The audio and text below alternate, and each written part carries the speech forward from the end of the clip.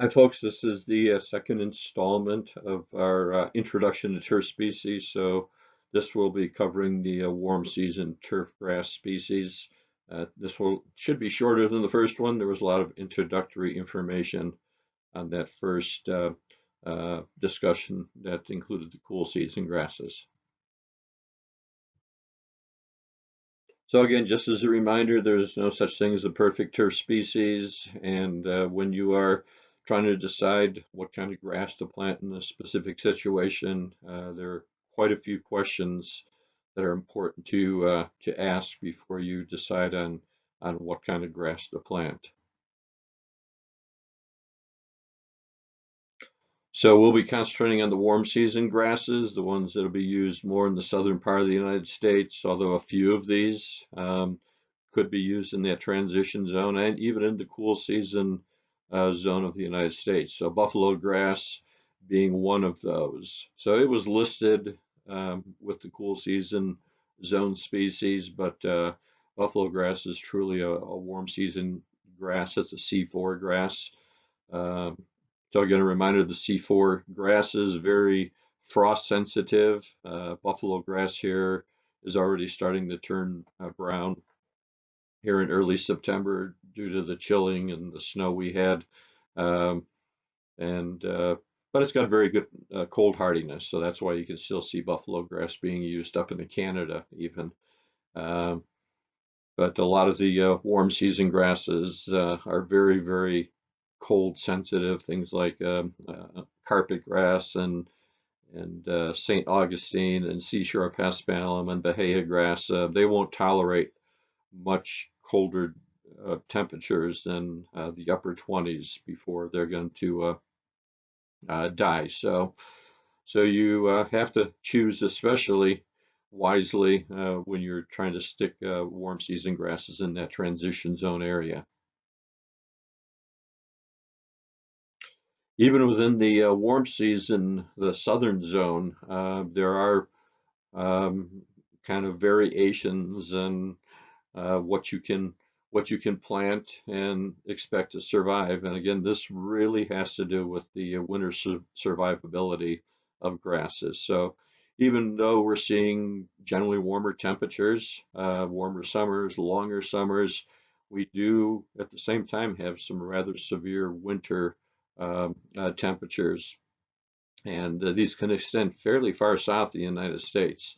So it's not just the transition zone that could be a challenging place to grow warm season grasses. Even the traditionally very warm parts of the United States where will receive on occasion some fairly severe cold that can cause problems for those very frost sensitive species. So that's why we don't see St. Augustine grass, for example, being used too far north out of that very warm, humid part of the United States. But some of the Bermuda grasses and zoysias that are more winter hardy, yeah, we can use them a little bit farther north. So even within that warm season zone, there is some variability as to what you can safely plant.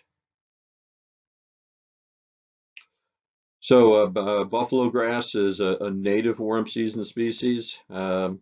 All of the other grasses that we'll talk about are not native to the United States. In fact, when we were talking about the cool season ones, I never really mentioned this, but very few of those cool season species, at least the ones we use in turf, are truly native or thought to be native to North America. But buffalo grass is a true native, very heat tolerant, cold tolerant, drought resistant.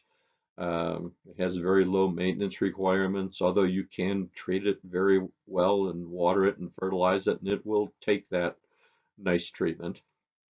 Uh, but it doesn't look quite as nice as bluegrass does, although the newer varieties have been developed at the University of Nebraska, where almost all of the breeding work on buffalo grass for turf use has been done.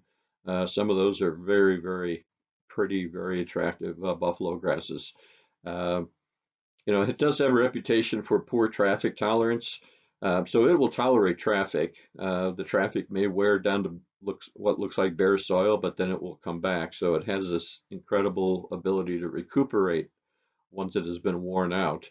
But it is a slow growing grass. And so when we do have a lot of traffic or frequent traffic, long-term traffic, it's probably not the best grass for those kind of situations. But occasional play, an occasional volleyball game in the backyard is not going to be a problem for buffalo grass in a home lawn situation or in a park. It's just that you would never plant this on a soccer field that's going to have soccer games almost every weekend out of the year and practice in between those weekends. So you have to choose the correct place to plant buffalo grass. It doesn't have the best shade tolerance, although it's better than I think a lot of textbooks and websites give it credit for. It'll grow in fairly maybe half a day of shade. Uh, but once you get more than a half a day of shade, it very rapidly loses vigor. Probably the biggest pest problem with buffalo grass is weeds, and that's usually due to mismanagement, that it's being watered too much or maybe fertilized too much. People tend to manage buffalo grass like their old bluegrass lawn when they do a conversion, and that's not the best way to manage buffalo grass. The less is better with this grass. Because it is a warm season grass, it'll go dormant when we get that first hard frost. And so this is a picture from a demonstration garden in Fort Collins. On the bottom we have a turf type tall fescue. So sometimes that can be a selling point, a tough sell for people when you have a grass that's going to go dormant perhaps as early as mid-September and not green up until the middle of May. So basically you've got June, July, August, September, maybe 4 months of good green color and maybe 8 months of kind of a dormant or semi-dormant grass. So that can be a problem selling this grass to some people, whereas with cool season grasses, they can stay green for essentially 12 months out of the year here if you water them occasionally during the winter. So if green is something that's important to people, this might be one to maybe de-emphasize when you're having discussions with them. Here is a picture of a lawn in Fort Collins after that first hard frost. So it's not totally brown yet, but eventually, once you get more into the winter, it does turn a very tanned color. Buffalo grass is an interesting grass among the turf grasses, and it has male and female plants. Uh, Most of our grasses are monoecious, meaning you have male and female uh, parts in the same flower. But here with buffalo grass, we have male plants and they produce the pollen, and then we have the female plants and they receive the pollen and they produce the seed. So the male flowers stick up above the canopy of a buffalo grass lawn, whereas the female flowers are down near the soil surface. And by the way, this is what makes one of the things that makes buffalo grass seed fairly expensive. It's very difficult to harvest and clean it because of where the seed is produced in the turf canopy. But here is a very beautiful buffalo grass lawn. This is one of the new varieties sold or developed by the University of Nebraska. This is one called Prestige that is a female clone. There is no seed available for this grass. So what they've done at Nebraska is they've developed and selected these very attractive female types. And in general, the females tend to be more attractive and they create a denser turf and a shorter growing turf. And so they have characteristics that are very desirable for a home lawn situation. But because you're keeping the female isolated from the males, there is no seed available for this variety. So you would have to plant it either as sod or it is sold as plugs. So the best buffalo grass varieties for lawns, wherever you're going to be using them here in Colorado, Wyoming, Nebraska, this part of the world, the best seeded type would be one called Sundancer. Provides very good lawn quality. There are some other varieties that provide pretty good quality. They are older buffalo grass varieties, and then ones like Bison and Sharps Improved and Texoka, they were really developed for use at pasture situations and dry land native grass restoration. They're very persistent. They're not the prettiest buffalo grasses, but they make a very persistent lawn. The very best quality is going to come from the vegetative types. So Legacy, Prestige are the very attractive and most widely sown vegetative types. Again, these are sold only by sod or plugs. So here's a lawn that's been planted using plugs. Generally, you plant them at about 12-inch centers. Um, so this is day one of planting those plugs.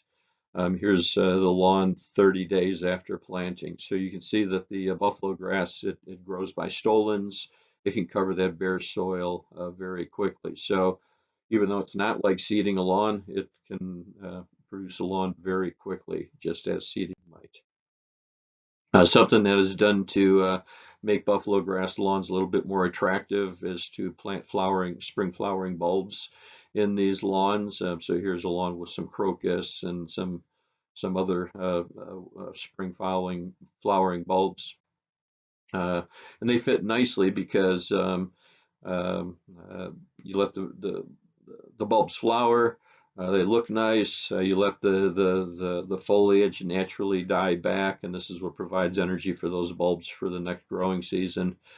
And by that time, the buffalo grass lawn is just starting to green up as these bulbs are completing their spring life cycle. So um, it's a good partnership. It makes for an interesting looking lawn and gives you some interest when you don't have the green color that other lawns might have in the spring. You have crocus and other types of spring flowering bulbs growing in your lawn. So kind of a fun thing to do with a buffalo grass lawn. Bermuda grass is kind of the Kentucky bluegrass of the South.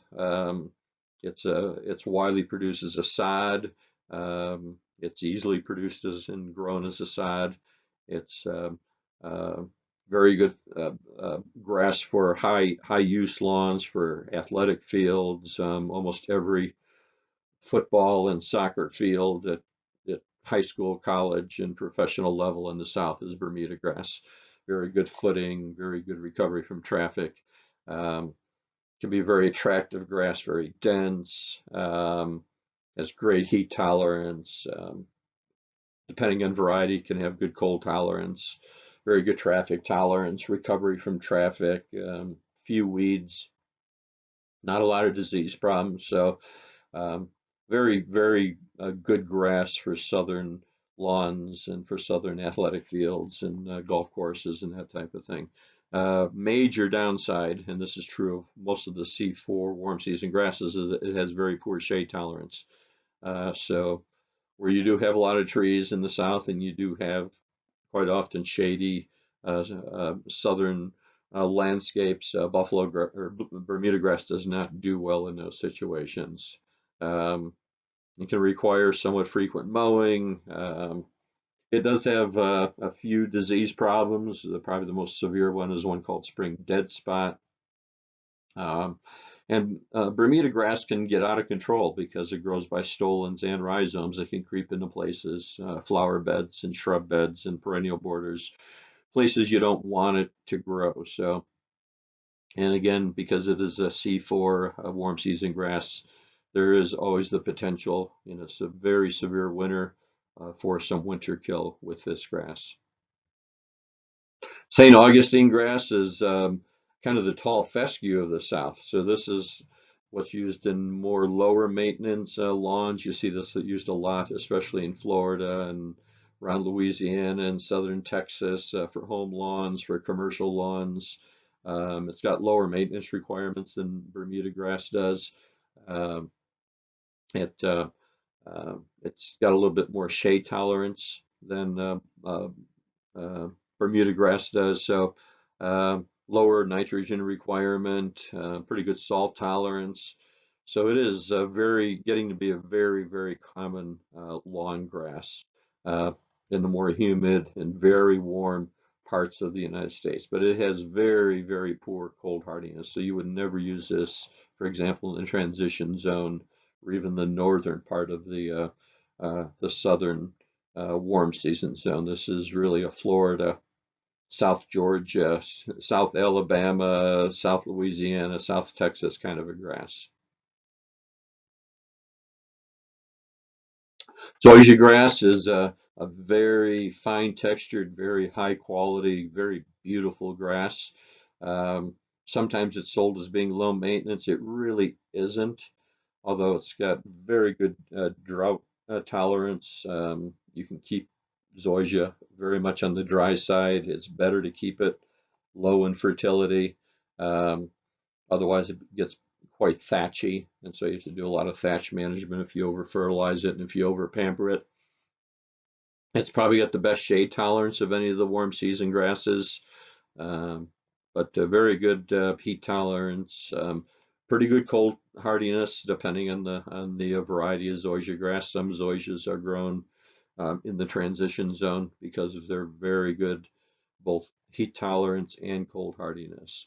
And it is very resistant to weed invasions. So, major downsides is kind of slow to establish.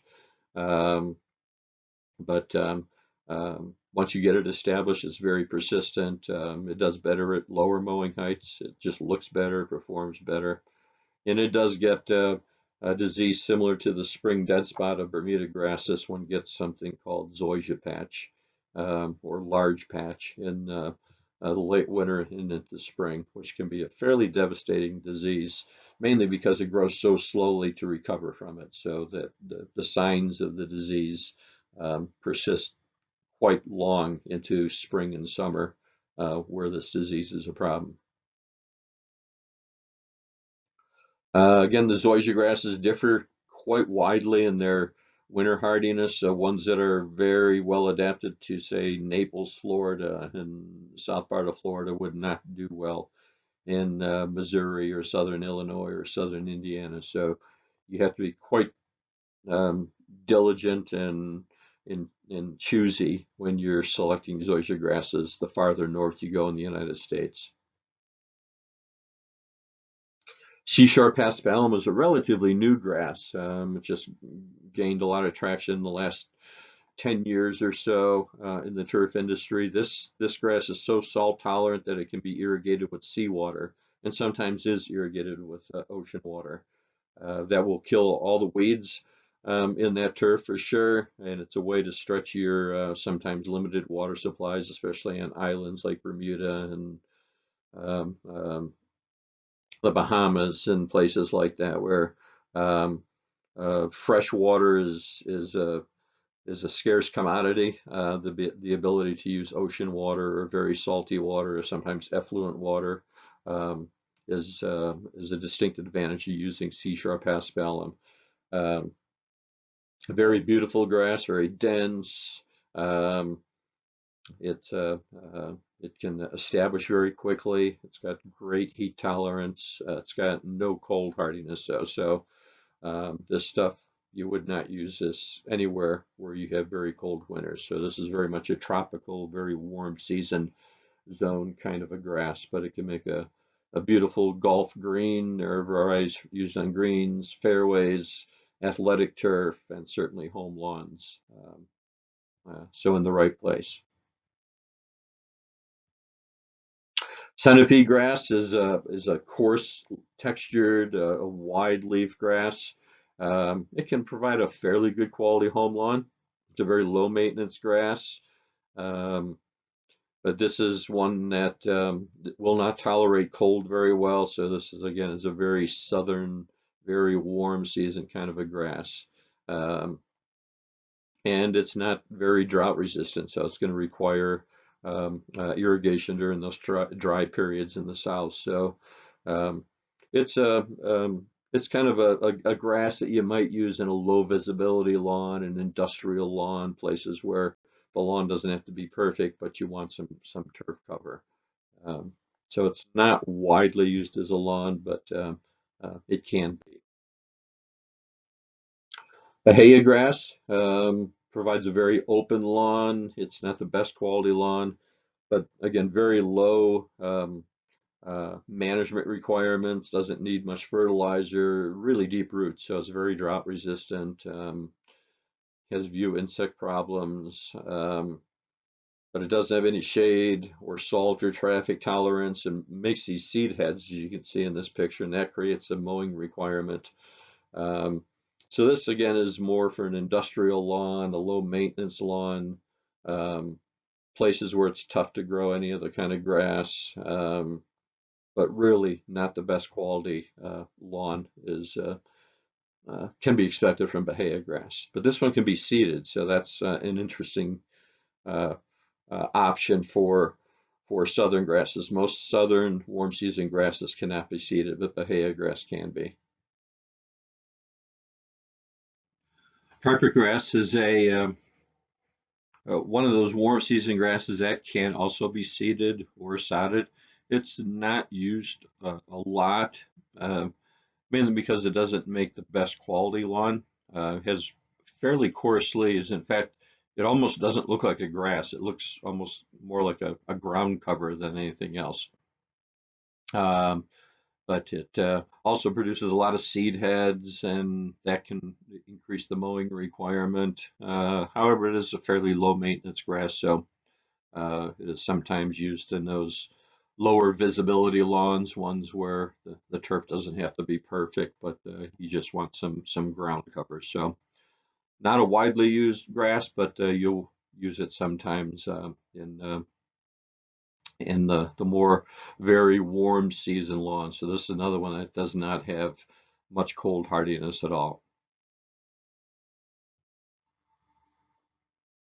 So as we did with the cool season species, here's a table showing um, the various adaptations, tolerances, if you will, of the warm season turf species. So this information can help you when you're selecting a grass if you're ever in a situation where you're in Florida or southern Texas or Alabama or Louisiana and are faced with selecting a grass for a home landscape, for example.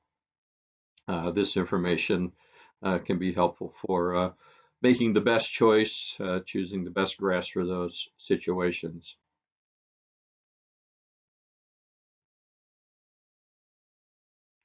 So this concludes our introduction to the cool and warm season turf species. Again, we'll be covering some of the more commonly used ones individually, perhaps in a little bit more depth in the following weeks. So hope you enjoyed this introduction, and we'll be seeing you virtually or in person in lab or in lecture in next week. Thank you.